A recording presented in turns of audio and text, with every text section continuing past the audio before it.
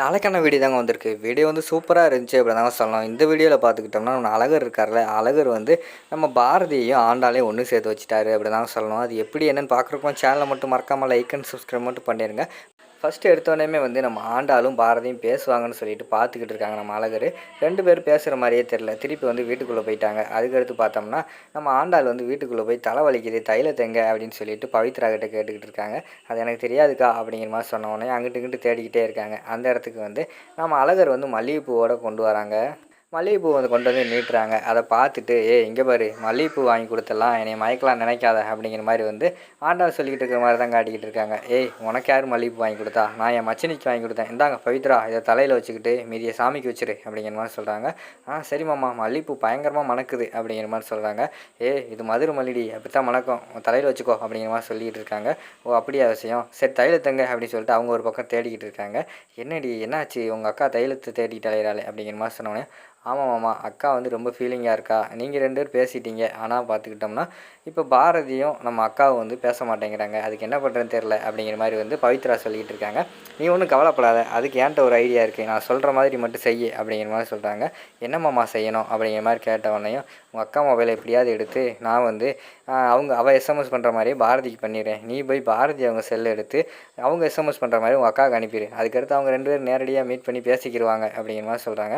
மாமா எனக்கு பாஸ்வேர்டெல்லாம் தெரியாதே அப்படிங்கிற மாதிரி உடனே பாரதியோட பாஸ்வேர்டு சொல்கிறாங்க. எப்படி மாமா இந்த பாஸ்வேர்டெலாம் உங்களுக்கு தெரியுது அப்படிங்கிற மாதிரி கேட்காங்க. எனக்கு எல்லா பாஸ்வேர்டும் தெரியும், உன் பாஸ்வேர்டு சொல்லவா அப்படின்னு சொல்லிட்டு அவங்களோட பாஸ்வேர்டும் சொல்கிறாங்க. என்ன மாமா என் பாஸ்வேர்டே சொல்கிறீங்க அப்படிங்கிற மாதிரி கேட்டவொடனே, என்ன பண்ணுறது, இந்த குடும்பத்தில் பொழப்ப நடத்தனா எல்லாம் தெரிஞ்சுக்கிட்டு தான் ஆகணும். சரி இப்போ உங்கள் அக்கா செல்லை எப்படி தூக்குறேன் பாரு அப்படின்னு சொல்லிட்டு வேணுக்குனே போய் அந்த இடத்துல வந்து ஆண்டாள் மேலே மோதுறாங்க. மொபைல் வந்து கீழே போட்டுடுறாங்க. அவங்க பார்த்துக்கிட்டே இருக்காங்க. டக்குன்னு ஒரு முத்தம் கொடுக்காங்க. அப்படியே முத்தம் கொடுத்தோடனே அப்படியே அங்கிட்டு திரும்பிக்கிறாங்க. உடனே அந்த நேரத்தில் வந்து ரிமோட்டை கையில் கொடுத்துட்டு செல்லை இவர் எடுத்துக்கிறாரு. ரிமோட்டை வாங்கிட்டு நம்ம ஆண்டாள் வந்து தைலத்தை தேட போயிடுறாங்க. என்னமாம்மா செல் அதுக்குள்ளே எடுத்துட்டீங்க, எங்கள் அக்கா அந்த ரிமோட்டை கொண்டு போயிட்டா அப்படிங்கிற மாதிரி சொன்னோன்னே, என்ன பண்ணுறது, கிறுக்கு அவளை சுற்றிட்டு அலையிட்டோம், சரின்னு சொல்லிட்டு எஸ்எம்எஸ் பண்ணுவோன்னு சொல்லிட்டு இவங்க செல்லேருந்து எஸ்எம்எஸ் பண்ணிடுறாங்க. அதாவது 2 பேருமே என்ன எஸ்எம்எஸ் பண்ணுறாங்கன்னா, நான் வந்து மன்னிச்சிட்டேன், என்னை மன்னிச்சிரு, அது நான் பேசினது தான் தப்பு அப்படின்னு சொல்லிட்டு 2 பேர் செல்லேருந்தே டைப் பண்ணி மாற்றி அனுப்புகிறாங்க. என்னை மன்னிச்சிட்டேன்னா சாயங்காலம் 5 மணிக்கு வீட்டுக்கு வெளியில் வந்து நில்லு, உன்கிட்ட பேசணும் அப்படின்னு சொல்லிட்டு இங்கிட்ட அழகர் வந்து நம்ம பாரதியோட செல்லுக்கு வந்து எஸ்எம்எஸ் பண்ணி விட்டுறாங்க. ஆண்டாளோட செல்லுலேருந்து அங்கிட்டு பவித்ரா வந்து வீட்டுக்கு போகிறாங்க. அவங்க போய் அக்கா என்னக்கா இப்படி ஆயிடுச்சு அப்படின்னு சொல்லிட்டு கொஞ்சம் நேரம் வந்து நார்மலாக பேசிகிட்டே இருக்காங்க. அதுக்கடுத்து வந்து அக்கா நான் உனக்கு கேட்பேன், எனக்கு போட்டு கொடுப்பீங்களா அப்படிங்கிற மாதிரி கேட்டவொடனே, என்ன சொல்லு அப்படிங்கிற மாதிரி கேட்காங்க. டீ போட்டு கொடுங்களேன்க்கா, தலை ரொம்ப வலிக்குது அப்படிங்கிற மாதிரி சொல்கிறாங்க. தலை வலிக்குதா, ஏன் உனக்கு டீ போட தெரியாதா அப்படிங்கிற மாதிரி கேட்காங்க. எனக்கு டீ போட தெரியாதுக்கா, அன்றைக்கி வந்து கிச்சனுக்கு போனேன், கிச்சனில் போய் டீ போடுறதுக்கு எத்தனை விசில் விடணும்னு கேட்டேன், அம்மா என்னை அடிச்சிட்டாங்க அப்படிங்கிற மாதிரி சொல்கிறாங்க. அடித்தா உன்னை கொன்றுக்கணும், டீ இப்படியா போடுவாங்க, டீ வந்து இட்லி சட்டியில் அவிச்சு தோசைக்கல்லில் ஊற்றணும் அப்படிங்கிற மாதிரி சொல்லி கிண்டல் பண்ணுறாங்க. அக்கா நீங்கள் இப்படியெல்லாம் கிண்டல் பண்ணாதீங்கக்கா, தலை வலிக்குதுக்கா, ஒரு டீ போட்டு கொடுங்கக்கா அப்படிங்கிற மாதிரி சொல்கிறாங்க. சரின்னு சொல்லிட்டு அவங்க டீ போட போயிடுறாங்க. அந்த நேரத்தில் அதே மாதிரி என்னை மன்னிச்சிரு, 5 மணிக்கு உன்னை பார்த்து பேசணும், சாயங்காலம் வீட்டுக்கு வெளியில் வான்னு சொல்லிட்டு இவங்களும் எஸ்எம்எஸ் பண்ணிடுறாங்க. அங்கிட்டிருந்து இவங்க எஸ்எம்எஸ் பண்ணது மட்டும் 2 செல்லையுமே அழிச்சிடுறாங்க. அதாவது ரிசீவ் ஆன எஸ்எம்எஸ் மட்டும் இருக்கிற மாதிரி வச்சிடுறாங்க. அந்த நேரத்தில் அழகர் வந்து இந்தாடி உன் ஃப்ரெண்டு பாரதி எஸ்எம்எஸ் பண்ணியிருக்காங்க அப்படிங்கிற மாதிரி சொன்னோன்னே, என்னது பாரதியா, அதெல்லாம் எதுக்கு நீ படிக்கிற அப்படிங்கிற மாதிரி சொன்னோன்னே, எஸ்எம்எஸ் வந்தது அதான் உன்ட்ட காட்டலான்னு கொண்டு வந்தேன் அப்படிங்கிற மாதிரி சொன்னோன்னே, சரி நீ போ நான் பார்த்துக்கிறேன் அப்படின்னு சொல்லிட்டு எஸ்எம்எஸ் வந்து ஓப்பன் பண்ணி பார்க்காங்க. ஓப்பன் பண்ணி பார்த்தவங்களுக்கு வந்து பயங்கரமான சந்தோஷம். பாரதி வந்து சாயங்காலம் மீட் பண்ண சொல்லியிருக்கா அப்படின்னு சொல்லிட்டு பயங்கரமான சந்தோஷம். அங்கிட்டு பார்த்தா பாரதி வந்து எஸ்எம்எஸ் பார்க்கவே மாட்டேங்காங்க.